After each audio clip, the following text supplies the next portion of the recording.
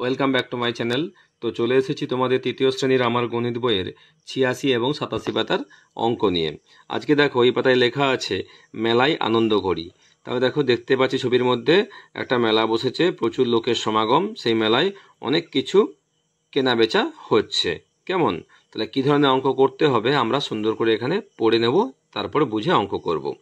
দেখো, রিতার আজ খুব মজা।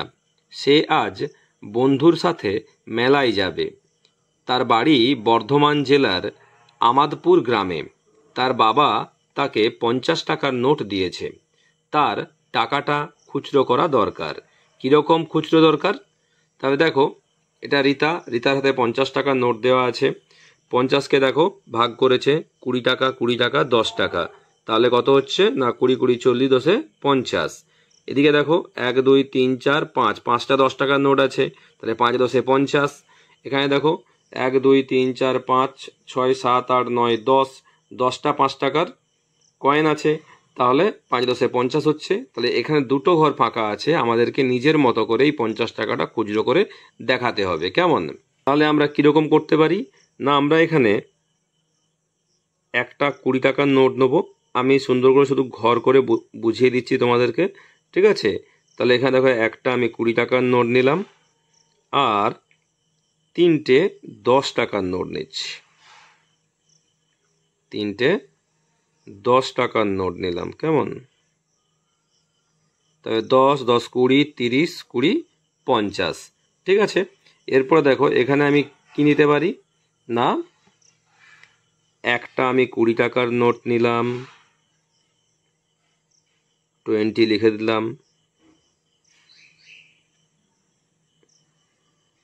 দুটো 10 টাকার নোট নিলাম, তাহলে 20 10 30 10 40, আর দুটো 5 টাকার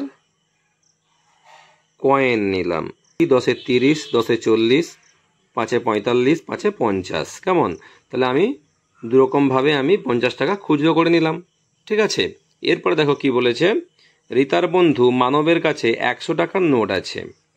সেও ঠিক করলো খুচরো করবে।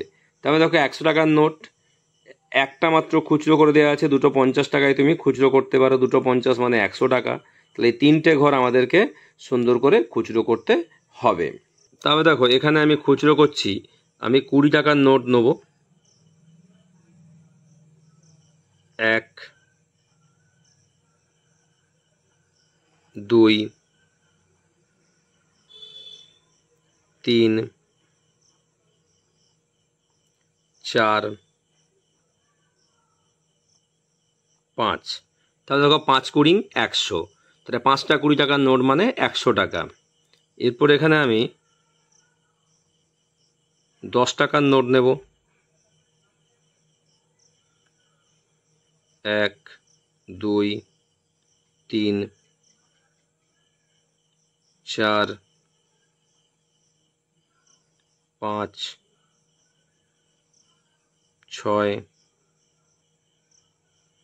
7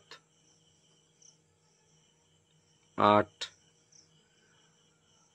9 10। তাহলে দেখো 1 2 3 4 5 6 7 8 9 10, 10টা 10 টাকার নোট মানে 100 টাকা। 10 10 100, ঠিক আছে? তাহলে 50 টাকার নোট হয়েছে, 20 টাকার নোট নিয়েছি, 10 টাকার নোট নিয়েছি। আমরা এবারে 5 টাকার কয়েন দিয়েও খুচরো করতে পারি 100 টাকাকে। কেমন? তাহলে 5 20 100, তাহলে 5টা আমরা,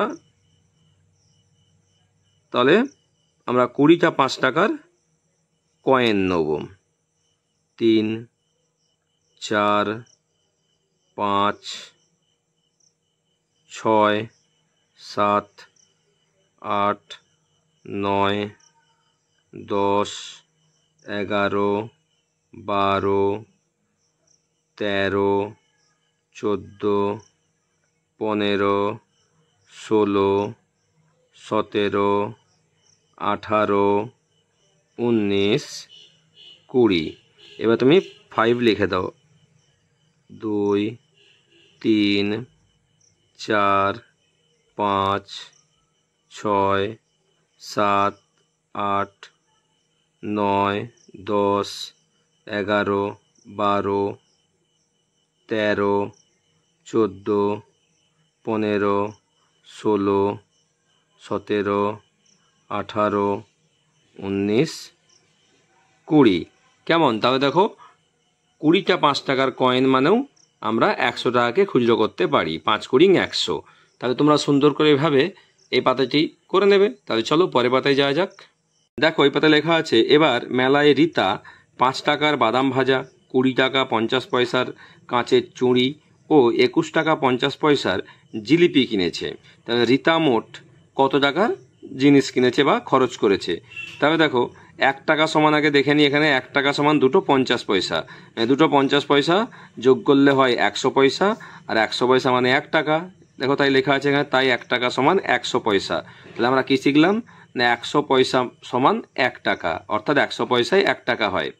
তাহলে 5 টাকা কিনেছিল বাদাম ভাজা, 20 টাকা 50 পয়সার কাচের চুড়ি, 21 টাকা 50 পয়সার জিলিপি কিনেছে।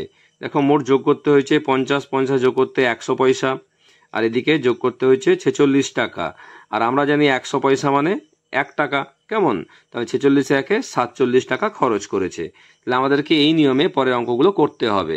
দেখো মানব 10 টাকা 50 পয়সার বাদাম, 25 টাকা 50 পয়সার চীনামাটির রবীন্দ্রনাথ ঠাকুর ও 12 টাকা 50 পয়সার দামের একটা বাঁশি কিনেছে। তাহলে মানব মোট 10 টাকা 50 পয়সা, 25 টাকা 50 পয়সা, 12 টাকা 50 পয়সা কত টাকা খরচ হয়েছে এটা আমাদেরকে বের করতে হবে। তাহলে দেখো 3টে 50, 0 0 0 বসেছে, 5 5 10, 10 5 15, 150 পয়সা বসে গেছে। এইদিকে যোগ করো, 5 2 যোগ করলে হবে 7, 2 একে 3, 3 একে 4, 47 টাকা 150 পয়সা খরচ হয়েছে। তাহলে আমরা জানি 100 পয়সা মানে 1 টাকা, তাহলে 47 একে হবে 48 টাকা 50 পয়সা। দেখে লিখব সমান 48 টাকা 50 পয়সা খরচ হয়েছে। এখানে যেহেতু দেখানোর জায়গা নেই, নাহলে এখানে দেখানো যায় 100 পয়সা সমান 1 টাকা। ঠিক আছে, তাহলে 150 পয়সা সমান 1 টাকা 50 পয়সা লেখা যেতে পারত, কিন্তু জায়গা নেই, তাই আমরা মনে মনে ধরে নিয়েছি যে 100 পয়সা মানে কি, আগে শিখেছি 100 পয়সা মানে 1 টাকা, তাই এখানে 100 পয়সা আমরা এখান থেকে বিয়োগ করে নিয়েছি। সেটা 1 টাকাটা যোগ হয়ে গেছে, এর সঙ্গে হয়েছে 48 টাকা আর 50 পয়সা রয়ে গিয়েছে। তাহলে 48 টাকা 50 পয়সা খরচ করেছে মানব। ঠিক আছে, এরপর দেখো বাড়ি ফেরার সময়ে ওরা দুজনে নাগরদোলায় চড়েছে, প্রত্যেকের 8 টাকা করে লেগেছে। তাহলে দুজনে মোট কত হবে? তাহলে দুজনে মোট 8 গুণিত 2, তাহলে 2 টাকা। 8 গুণিত 2 সমান হবে 8 2 16 টাকা দিয়েছে। কেমন? এবার দেখো একের দাগে লেখা আছে, বাবা বাজারে গিয়ে 50 টাকা 50 পয়সার মাছ, 20 টাকার আলু, 20 টাকা 50 পয়সার কাঁচা আনাজ কিনেছেন। আমি হিসাব করে দেখি বাবা কত খরচ করেছেন। তাহলে মাছ সমান 50 টাকা 50 পয়সার, তাহলে এখানে লিখব 50 টাকা 50 পয়সা।